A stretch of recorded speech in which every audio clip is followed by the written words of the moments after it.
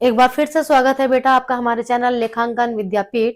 एक ऐसा प्लेटफॉर्म जो आपको सारे सब्जेक्ट एक ही चैनल के थ्रू प्रोवाइड करवा रहा है।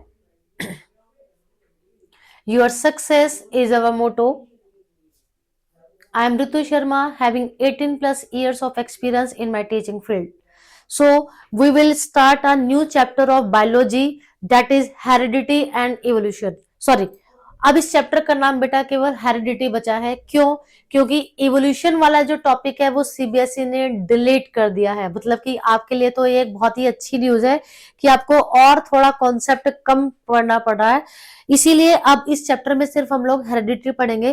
तो बेटा जैसे कि नाम से ही पता लग रहा है कि हेरिडिटी होती क्या चीज है, इसको हिंदी में बोलते हैं अनुवांशिकता या वंशानुक्रम। वंश का मतलब आप लोगों को मालूम है ना कि हमारा जो कुल एक पीढ़ी से दूसरी पीढ़ी चल रही है उसका जो क्रम है।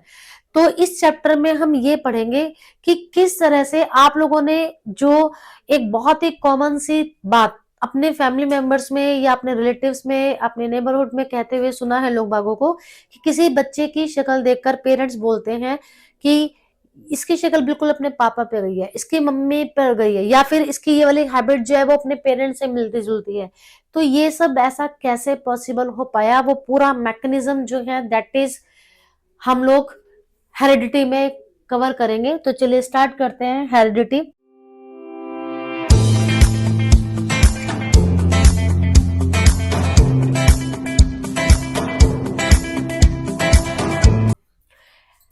सबसे पहले बात आती है वेरिएशन एंड इनहेरिटेंस। तो ये वेरिएशन होते क्या चीज है बेटा, पहले हमें ये समझना है। इसको हिंदी में बोलते हैं हम लोग विभिन्नता। ठीक है, हम लोगों ने रिप्रोडक्शन वाले चैप्टर में पढ़ा था कि जब कभी भी रिप्रोडक्शन का प्रोसेस होता है तो वहां पर एक बेसिक इवेंट है that is DNA copy. DNA की कॉपी होगी और जिस समय भी डीएनए की कॉपी होती है तो वहां पर कुछ ना कुछ अल्ट्रेशन आ जाती है। उन अल्ट्रेशन की वजह से जो न्यू इंडिविजुअल डेवलप हुआ उसके अंदर कुछ अलग से ट्रेड्स आ चुके हैं जिनको कि साइंस में नाम दिया गया है variation. That's why these are known as विभिन्नता इन हिंदी। रिप्रोडक्टिव प्रोसेस चाहे वो आसेक्चुअल हो रहा है या सेक्चुअल है, give rise to new individuals. हमने पढ़ा था आसेक्चुअल में एक सिंगल पेरेंट सफिशिएंट होता है और सेक्चुअल में दोनों पेरेंट्स की जरूरत होती है हमें, that are similar to their parents but also subtly different. Sexual और आसेक्चुअल रिप्रोडक्शन में चाहे कोई भी मेथड जो है वो अडॉप्ट किया गया है पेरेंट के थ्रू, बट उन दोनों में ही क्या होता है, जो इंडिविजुअल जो उनके जनरेशन या उनकी संतान जो उत्पन्न हो रही है वो बिल्कुल अपने पेरेंट जैसी होती है, लेकिन तभी भी सबटली डिफरेंट। यहाँ पर क्या लिखा हुआ है कि that are similar to their parents but also subtly different. तो ये एक थोड़ा कंफ्यूजिंग वाला पार्ट है बच्चों के लिए कि मैडम एक तरफ तो आप बोल रहे हो कि वो एक जैसे हैं, दूसरी तरफ ये सबटली डिफरेंट का क्या मतलब है। तो सबटली डिफरेंट का मतलब है बेटा कि आप जैसे अभी मैंने आपको चैप्टर की स्टार्टिंग में एग्जांपल दिया था कि भाई ये बोल रहे हैं कि पापा की डिट्टो कॉपी लग रहा है, मम्मी की डिट्टो कॉपी लग रही है ये, तो वहां पर बिल्कुल एग्जैक्ट कॉपी नहीं है आप लोग अपने पेरेंट्स की, कुछ ना कुछ चेंजेस जरूर होगा, है ना। तो ऑब्जर्व करके देखना, ये जो थोड़े बहुत चेंजेस हैं इन्हीं को बोला जाता है सबटली डिफरेंट। इवन दो अगर मैं किसी ट्विंस की बात करती हूँ तो ट्विंस में भी अगर आप बिल्कुल बारीकी से ऑब्जर्व करोगे तो उसमें थोड़ा बहुत चेंजेस हमें नजर आएगा। अब आपके घर में अगर 2 या 3 भाई बहन है तो आप देखोगे कि भाई बहन तो है, रिजेम्बलेंस दिख रही है उनके फेस में, लेकिन एग्जैक्ट कॉपी एक दूसरे की वो नहीं है। तो ये जो थोड़े बहुत चेंजेस हैं जो एक दूसरे को अलग बना रहे हैं, इसी को बोला जाता है सबटली डिफरेंट। तो ये उसमें ये जो डिफरेंसेस आए हैं वो कहां से आए उसी के बारे में हम इस चैप्टर में पढ़ेंगे। वेरिएशन की डिफाइन आपको लर्न करनी है। Variation is the difference along among individuals of a species. एक एक स्पीसीज के इंडिविजुअल्स के अंदर जो विभिन्नता है, जो डिफरेंसेस आ गए हैं, जो उसको उसके पेरेंट्स से या उसको उसकी प्रीवियस जो जनरेशन थी उससे थोड़ा सा डिफर बना रहे हैं, उसको बोला जाता है वेरिएशन। अब पहले हम असेक्सुअल रिप्रोडक्शन की बात कर लेते हैं। Produces some amount of variation though generally less. यहां पर क्योंकि एक ही पेरेंट होता है तो जेनेटिक मटेरियल का कोई ऐसे वाला सीन नहीं है कि 50% डीएनए इधर से आ रहा है 50% डीएनए उधर से आ रहा है, एक ही पेरेंट का डीएनए है। इसीलिए असेक्सुअल रिप्रोडक्शन में जो वेरिएशंस जनरेट होते हैं वो बहुत ही ज्यादा कम होते हैं, ये याद रख लेना बेटा, ठीक है। और हमें क्या चाहिए, न्यू स्पीसीज डेवलप करनी है अगर, तो इसीलिए सेक्सुअल रिप्रोडक्शन किया जाता है। वो सारा टॉपिक हम लोग रिप्रोडक्शन वाले चैप्टर में पढ़कर आ चुके हैं। A field of sugar cane often asexually reproduce shows very little variation. अगर आपको एक गन्ने के खेत में मैंने भेज दिया और मैं वहां पर किसी पहले आपसे पहले जाकर मैं किसी गन्ने के खेत पर गई और एक पर्टिकुलर शुगर केन को मार्क कर कर आ गई, ठीक है। अब आपको मैंने भेज दिया कि जाओ जी गन्ने के खेत में से वो वाला गन्ना तोड़ के लेकर आओ, तो ये बहुत ही एक कॉम्प्लिकेटेड टास्क हो जाएगा हमारे लिए, क्योंकि देखने में लगभग सारे गन्ने एक जैसे ही दिख रहे हैं। क्यों? क्योंकि असेक्सुअल रिप्रोडक्शन के थ्रू उनको क्या किया गया है, प्रोड्यूस किया गया। अब इसके बजाय अगर मैंने आपको बोला कि मान लो जी आपके किसी फ्रेंड को या आपके किसी रिलेटिव को 50 बच्चों की क्लास में से ढूंढ के लेकर आना है, बेशक से थोड़ा टाइम लगेगा, एकदम से आप एंटर करोगे, लेकिन तभी भी आप इस शुगर केन के फील्ड में से उस शुगर केन को सिलेक्ट करने की बजाय थोड़ा जल्दी अपने उसको आइडेंटिफाई कर लोगे, जिसके लिए हमने कॉल करने के लिए बोला था, कर लोगे ना। क्योंकि जो 50 बच्चे बैठे हुए हैं, 50 के 50 की शक्ल एक दूसरे से बिल्कुल अलग अलग है वहां पर सेक्सुअल रिप्रोडक्शन के थ्रू। तो ये था एक basic concept, sexual reproduction.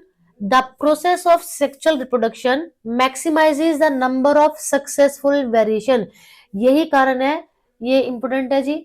Last time मैंने आपको बताया था, ये क्वेश्चन बोर्ड के एग्जाम में पूछा जाता है कि why sexual reproduction is considered as more advantageous rather than asexual reproduction.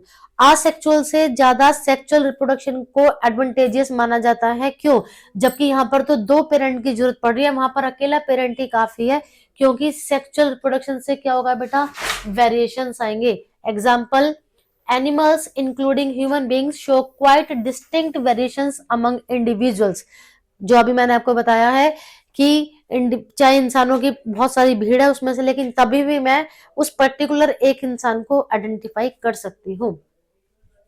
अब इस चैप्टर में हम क्या करेंगे, the mechanism by which these variations are created. हम उस मैकेनिज्म मतलब कि उस पूरे प्रोसेस के बारे में पढ़ेंगे जिसकी वजह से वेरिएशंस बनते हैं। How these variations are inherited from generation to the next। और दूसरा हम पढ़ेंगे कि ये जो वेरिएशन, जो डिफरेंसेस थे, पहले ये पढ़ेंगे कैसे आए किसी पर्टिकुलर इंडिविजुअल में, उसके बाद क्या पढ़ेंगे, अब ये एक पीढ़ी से दूसरी पीढ़ी में कैसे ट्रांसफर हुए। ठीक है जी, तो चलिए अब आगे बढ़ते हैं। Heredity and the role of evolution. Heredity chapter का नाम है हमारा, और वेरिएशन का क्या रोल है इस हेरिडिटी में।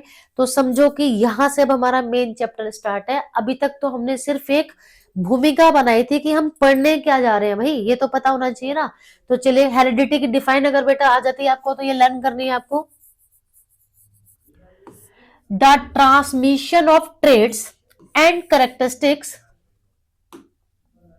From parents to the offspring. Offspring का मतलब है उनकी संतान, कि जब माता पिता से गुण और लक्षण उनकी संतान में ट्रांसफर होते हैं, तो इस प्रोसेस का नाम है हेरिडिटी। अब आप लोग ये बोलोगे कि मैडम ये ट्रेड्स क्या चीज होती है। अब ट्रेड्स है बेटा, जो हमारी बॉडी के अंदर ऐसे गुण हैं जैसे जो हमें अपने पेरेंट्स से मिले हैं। जैसे कई बार आपने कहते सुना है फैमिली में कि भाई ये तो अब इसकी वाली हैबिट जो है वो अपने पापा पे गई है, इसकी वाली हैबिट अपनी मम्मी पर गई है, ये वाली हैबिट उसके दादा पे चली गई है। तो आपकी जो हैबिट्स हैं, आपका अभी मैंने बताया फिजिक किस तरीके का है, ये सब चीजें जो हैं वो आती हैं ट्रेड्स में। ठीक है, तो चलिए अब आगे देखते हैं। Sources of variation in reproduction. Asexual reproduction अगर है तो जब डीएनए की कॉपी होगी, अगर आपसे क्वेश्चन पूछ लिया जाए कि भाई वेरिएशन आए कहां से, तो चाहे कोई भी मोड ऑफ रिप्रोडक्शन है, वेरिएशन आने का सिर्फ और सिर्फ एक ही सोर्स है, वो क्या, डीएनए की कॉपी। जब कभी भी डीएनए की कॉपी होती है तो उसमें कुछ ना कुछ एरर्स जरूर आएंगे ही आएंगे, यह बात आप अपने यहां पर फिट कर लो। अब इनएक्यूरेट डीएनए कॉपी जब एक्यूरेट कॉपी नहीं हुई, इनएक्यूरेट हो गई, तो डीएनए में कुछ चेंजेस आ गए। अब यही जो चेंजेस हैं वेरी लिटिल और लिमिटेड, क्योंकि बहुत कम अमाउंट में चेंजेस आए तो वेरिएशन जो है वो भी बहुत कम था। Offsprings are almost clones of the parent. यही कारण है कि आसेक्सुअल रिप्रोडक्शन में हमें वेरिएशन बहुत नाम मात्र के बराबर देखने के लिए मिलते हैं, ठीक है। लेकिन हमें क्या चाहिए बेटा, वेरिएशन। अगर वेरिएशन वाला ये कॉन्सेप्ट नहीं आया हुआ होता तो हमारी पृथ्वी पर सारे लिविंग ऑर्गेनिज्म एक जैसे ही दिखते हैं। अब अगर मैं केवल ह्यूमन बीइंग की ही बात करूं तो इंसानों में ही आप देखो कि हर इंसान एक दूसरे से अलग अलग दिख रहा है हमें। अगर मैं कम्युनिटी की बात कर लेती हूँ, अगर आप कंट्रीज की बात करते हैं, एक इंडियन है, एक रशियन है, एक चाइनीज है, एक नेपाल से है, नेपाली है, तो आप सबको इजिली आइडेंटिफाई कर सकते हो। क्यों? क्योंकि सबकी शक्ल सूरत अलग अलग है। वो हुआ किस वजह से?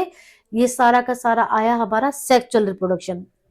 अब जो सेक्सुअल रिप्रोडक्शन है, क्योंकि यहाँ पर दो पेरेंट का डीएनए आपस में मिक्स होता है, 50% डीएनए मदर की साइड से, 50% डीएनए फादर की साइड से, दोनों आपस में मिक्स हो गए, तो वहां पर क्या होगा? इसलिए maximum variation. Offsprings are genetically unique. तो जो बच्चे बने हैं वो अब बिल्कुल एग्जैक्ट कॉपी नहीं है अपने मम्मी पापा की, रिजेम्बलेंस है केवल, ठीक है, एग्जैक्ट कॉपी नहीं है। अब बात आती है जी importance of variation. Foundation for evolution, variation is raw material upon which natural selection acts. अभी मैंने आपको चैप्टर की स्टार्टिंग में बताया कि अभी सीबीएसई ने हमारा ये वाला जो टॉपिक है ना वो डिलीट कर दिया है सिलेबस से। पहले ये हेरिडिटी एंड इवोल्यूशन पूरा एक ही चैप्टर था। इवोल्यूशन का मतलब है यहाँ पर विकास। अब क्या है बेटे यहाँ पर कि जो वेरिएशन आते हैं वो इवोल्यूशन के लिए, नेचुरल सिलेक्शन के लिए एक तरीके का रॉ मटेरियल है।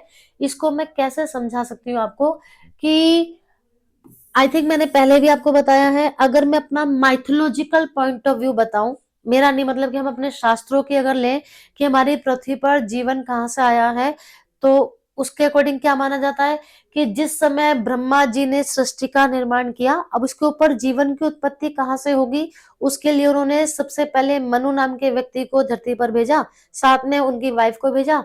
अब वो ह्यूमन बीइंग जो है वो कपल की तरह से यहाँ पर रहने लगे और ऑब्वियस सी बात है कि उन्होंने रिप्रोडक्शन का प्रोसेस किया, उनसे आगे जो है बेबीज डेवलप हुए, फिर उन बेबीज के आगे और बेबीज हुए। तो ये माना जाता है अकॉर्डिंग टू हमारे शास्त्र हम सब जो हैं उन्हीं की संतान है। लेकिन बायोलॉजी क्या कह रही है, इवोल्यूशन वाला टॉपिक जब हम पढ़ते हैं तो उसमें ये माना जाता है कि सबसे पहले हमारी अर्थ के ऊपर सिंपल लाइफ प्रोड्यूस हुई थी। वो भी कैसे?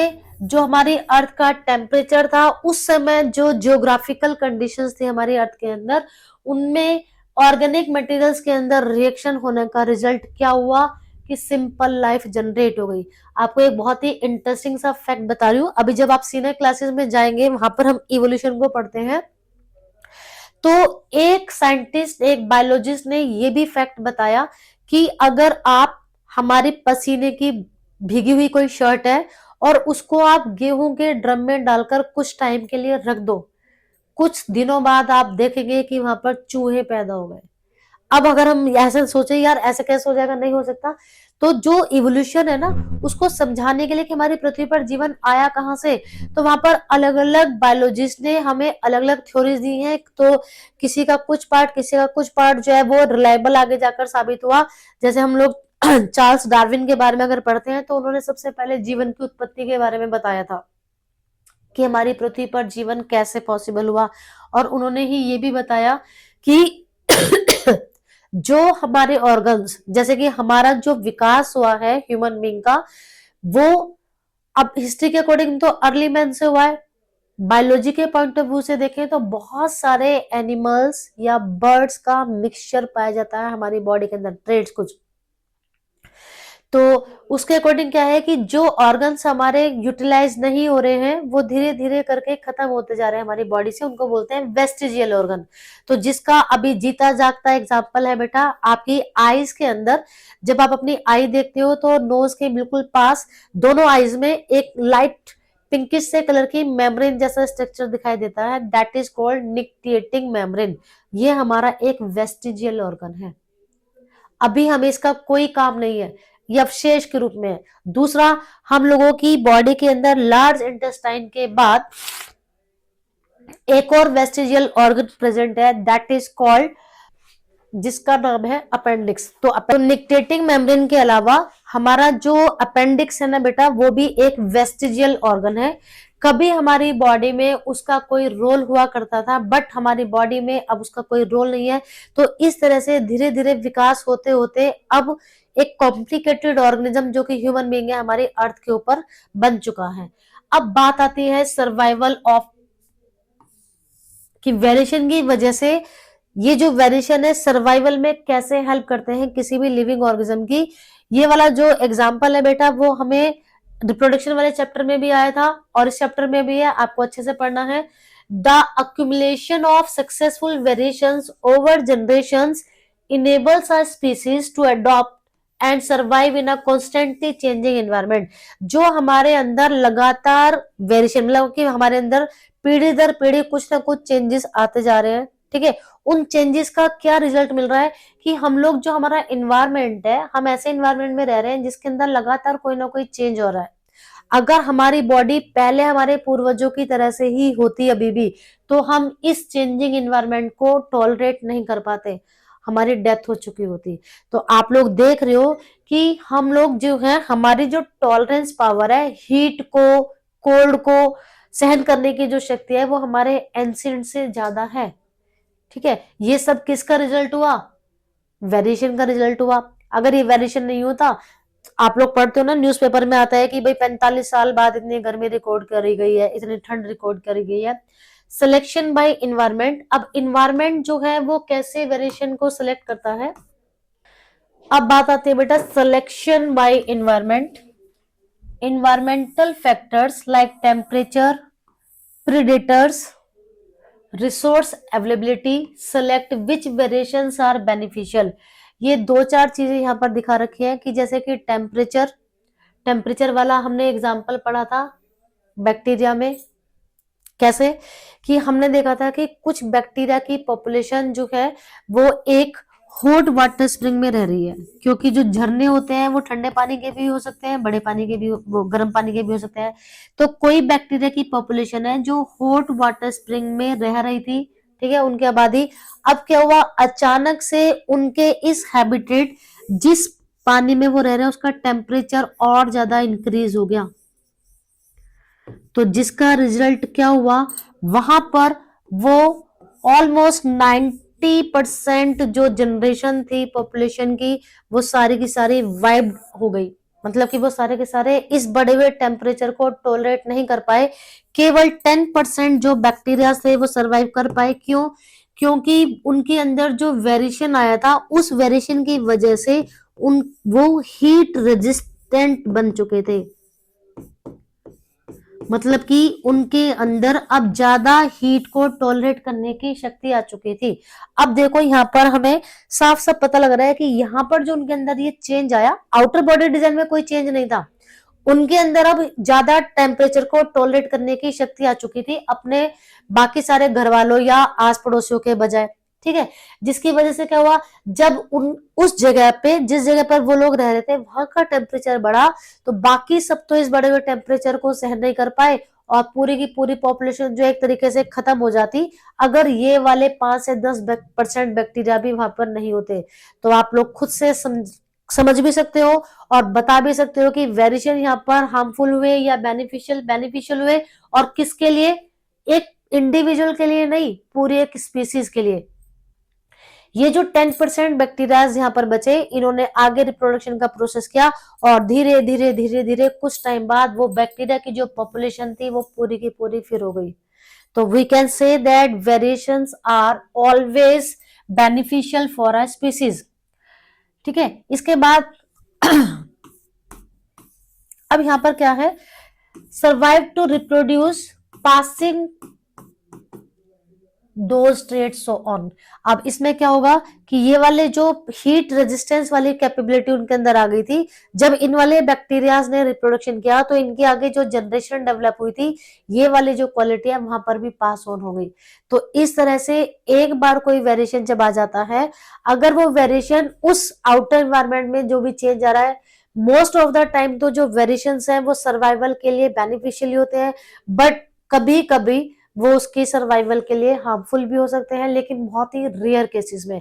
तो अब इसके बाद का जो टॉपिक है बेटा वो हम नेक्स्ट वीडियो में करेंगे। अब आपको करना क्या है, अपने खुद के सेल्फ नोट्स प्रिपेयर करने हैं, साथ साथ में एनसीईआरटी की बुक साथ में लेकर बैठेंगे, यहां से पढ़ेंगे, एनसीईआरटी की बुक को साथ में रखकर अपने खुद के नोट्स बनाएंगे। ये है पढ़ने का एक्चुअल तरीका, ठीक है। तो यहाँ पर इस वाले चैप्टर में हमने अभी तक क्या क्या क्लियर किया, what are variations, how they produce and how they beneficial for our population. तो मिलते हैं नेक्स्ट वीडियो में। आप हमारे चैनल को सब्सक्राइब करना मत भूलना और साथ साथ में वीडियो को लाइक एंड शेयर करना है।